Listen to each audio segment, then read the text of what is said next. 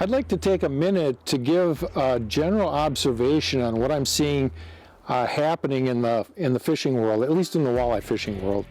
And that is the advent that as these boats and motors get to be a little bit more expensive, I'm seeing more people drop the kicker motor off their walleye rigs. And I just want to spend a moment talking about life history, my life history.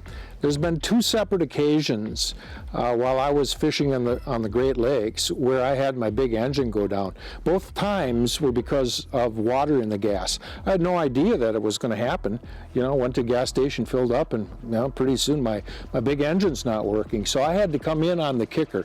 One of the times in particular was rough out, and I didn't get back in till way after dark.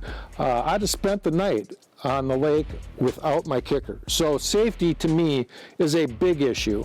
And you know, if you need to, you can always add the kicker. But I think that personally, I like the fact that you control with these, you're not worrying about it harming the engine.